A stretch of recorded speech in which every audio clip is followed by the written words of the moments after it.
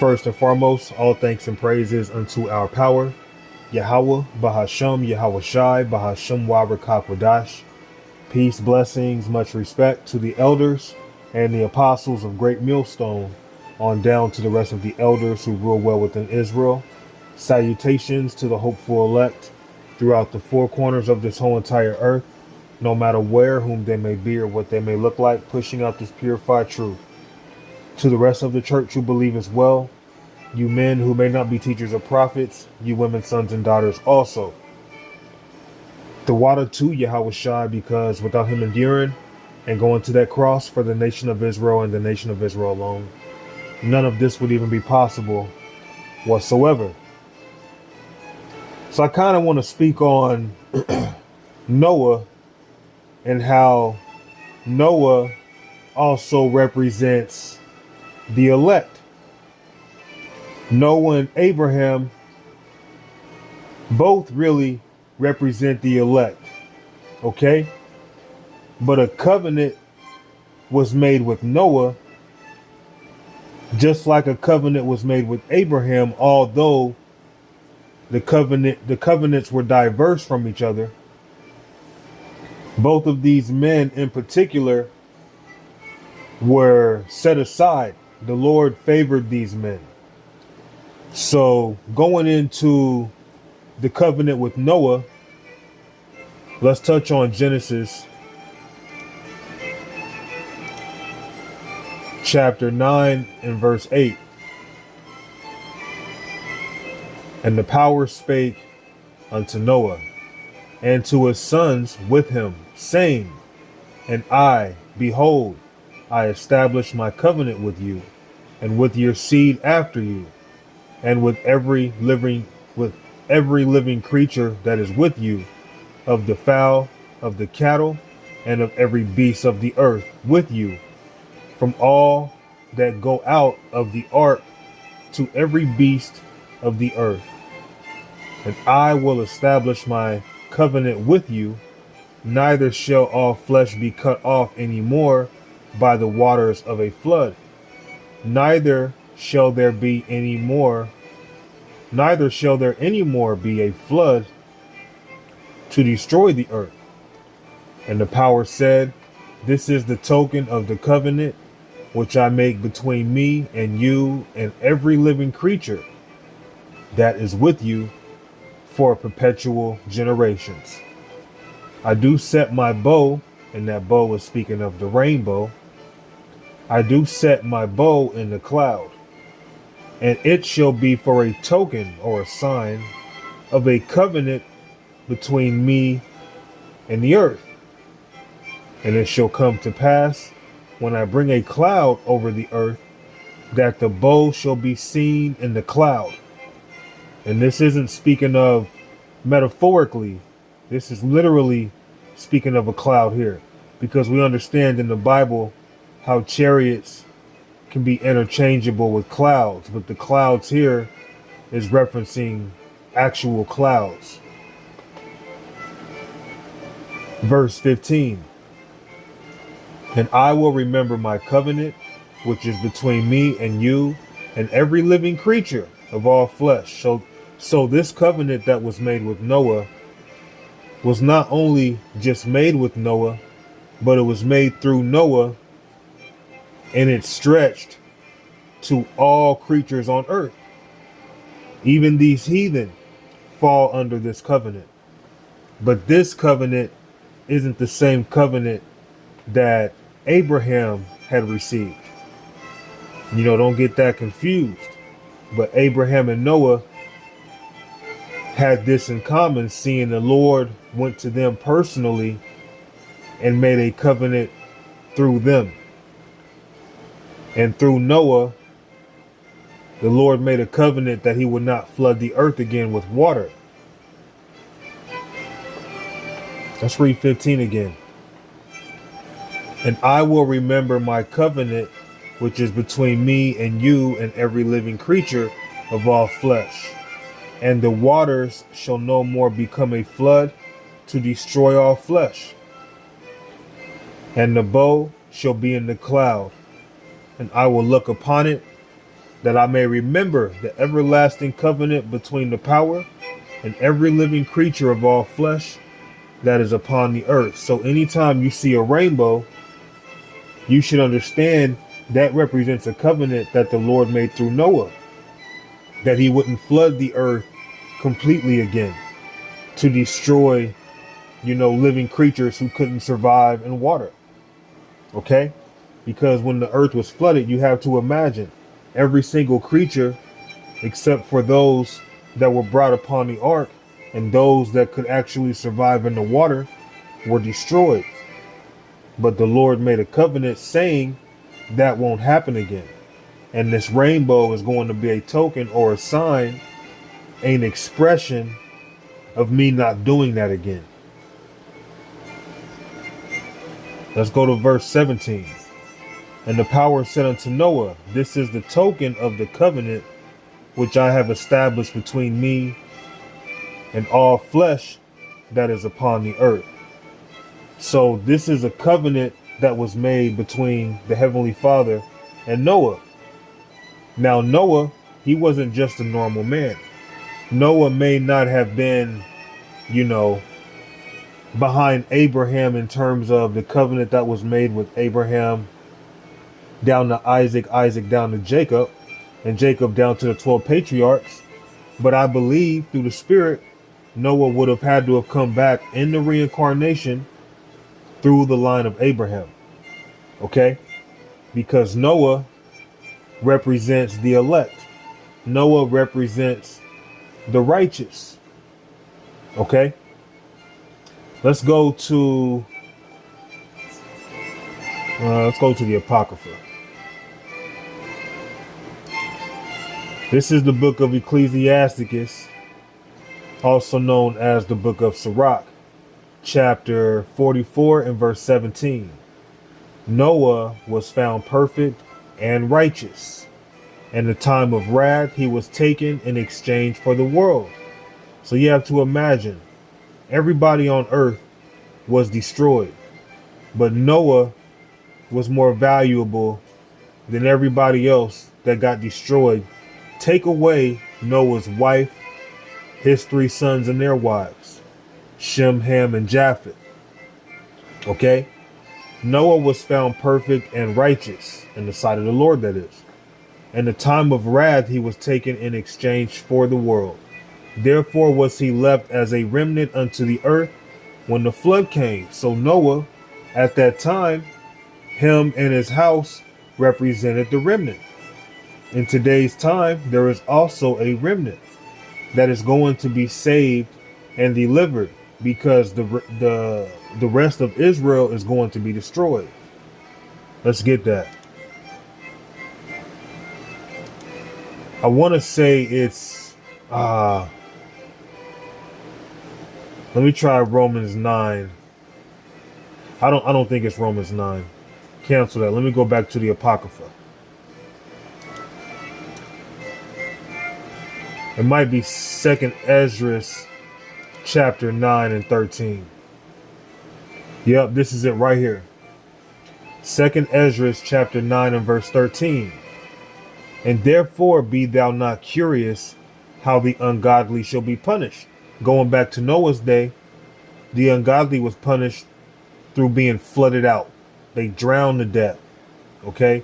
And the ungodly clearly represented the majority of people, because it was only Noah, his wife, their 3 sons.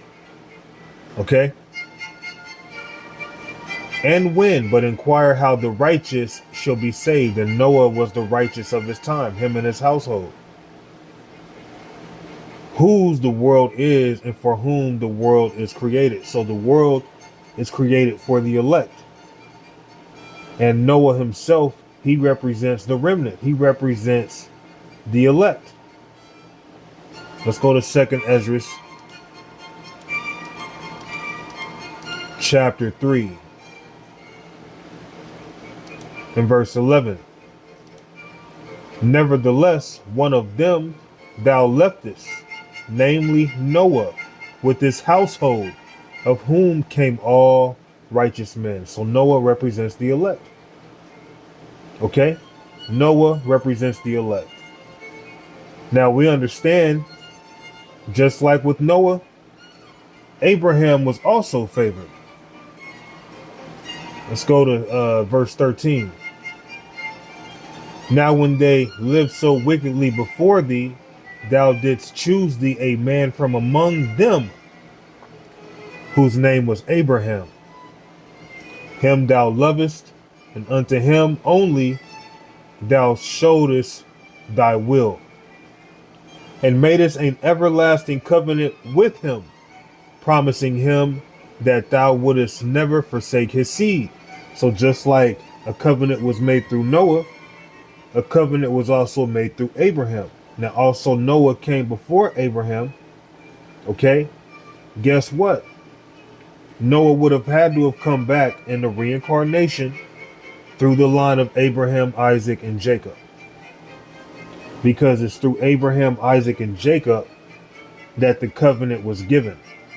It wasn't through Abraham, Isaac, and Ishmael or any way else. It wasn't Abraham, Isaac, and Esau. Abraham, Isaac, and Jacob is what the covenant went through. So although Noah wasn't around during that time of Abraham receiving that covenant through the Heavenly Father, again, he would have had to have come back through Abraham, Isaac, and Jacob. And Noah represents the elect. Okay? Noah also, seeing that he represents the elect, Noah also represents like a new beginning, just like through Yahweh Shai. Because through the Spirit, you know, Noah could be Noah could have been Yahweh Shai, or really, Yahweh Shai could have been Noah. All right, just like Yahweh Shai was Adam, Yahweh Shai was Melchizedek, Yahweh Shai was King Solomon. Okay. Anyway, and made us an everlasting covenant with him, promising him that thou wouldest never forsake his seed. Verse 16. And unto him thou gavest Isaac, and unto Isaac also thou gavest Jacob and Esau. As for Jacob, thou didst choose him to thee, and put by Esau. And so Jacob became a great multitude. So the covenant that was made through Abraham went through Abraham, Isaac, and Jacob. The covenant that went through Noah was a covenant that was also made with everybody on earth, all creatures, seeing how the Lord Yahweh wouldn't flood the earth again with water. All right. Let's read verse 11 again. 2 Ezra 3 and 11. Nevertheless, one of them thou leftest, namely Noah, with his household, of whom came all righteous men. So Noah represents the elect. Okay? And seeing today, there is also an elect. There are also a group of righteous men whom the Lord is going to deliver. Okay? They're going to receive grace. Let's go to Romans. I was actually going to go there earlier, but I'm back. Romans chapter 11 and verse 5. Even so then at this present time also, just like going back to the time of Noah, there is a remnant according to the election of grace. And Noah himself represents the remnant. Let's get that again. Let's go to the book of Ecclesiasticus, chapter 44 and verse 17. Noah was found perfect and righteous in the time of wrath. He was taken in exchange for the world, which means what? He was the remnant that was set aside. Therefore was he left as a remnant unto the earth when the flood came. So Noah and his household represented the remnant. Romans 11 and 5. Even so then at this present time also there is a remnant according to the election of grace. So even at this present time, just like going all the way back to our forefather Noah, there is a remnant that would receive grace from the Heavenly Father. Period.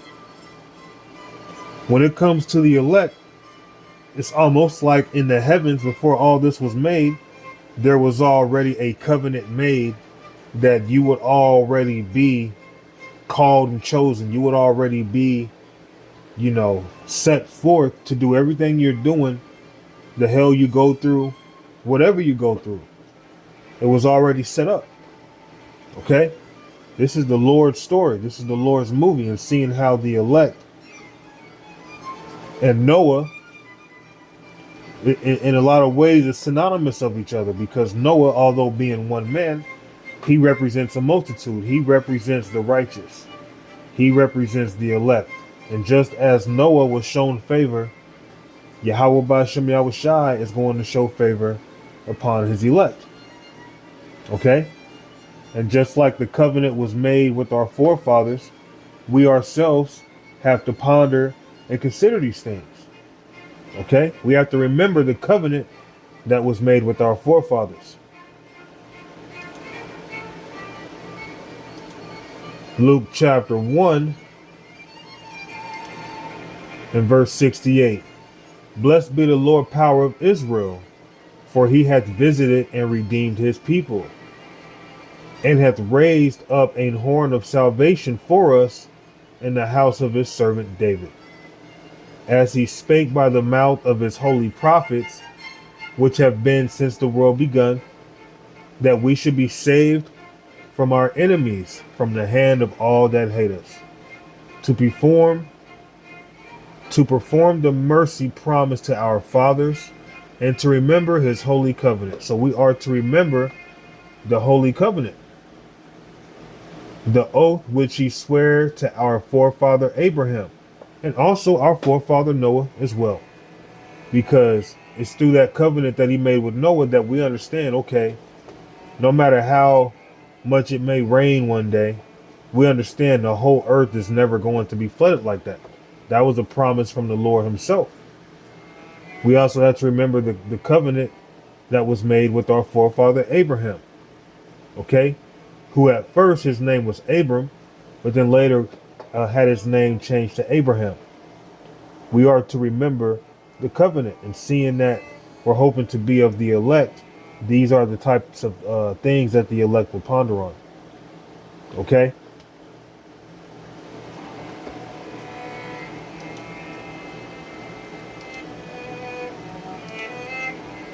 Romans 11 and 26. And so all Israel shall be saved. So yeah, eventually all Israel is going to be saved. But the wicked of our people have to have grievous deaths on this side during the time of judgment. As it is written, there shall come out of Zion the deliverer, and shall turn away ungodliness from Jacob. For this is my covenant unto them, when I shall take away their sins. So we're looking forward to being changed. We're looking forward to being made new, being delivered out of this captivity. We have to remember these things. And just like the covenant was made with Noah, Noah represents the elect. Just like Abraham was also found favorable in the eyes of the Lord, and the Lord made a covenant with Abraham. Abraham down to Isaac, Isaac down to Jacob, Jacob down to us, who you see today. We have to remember, we have to ponder on these things and understand that the Lord is being merciful. The Lord's been quite fair with us. He's been very reasonable with what he asks and what he requires of us. Okay? So, Lord willing, this was simple and edifying. I wasn't really sure where I was going to drive the lesson, but hopefully it landed somewhere without crashing. So, I'm going to give all thanks and praises unto our power, Yahweh Ba'ashem Yahweh Shai, Ba'ashem Wa Rakakwadash, Shalom.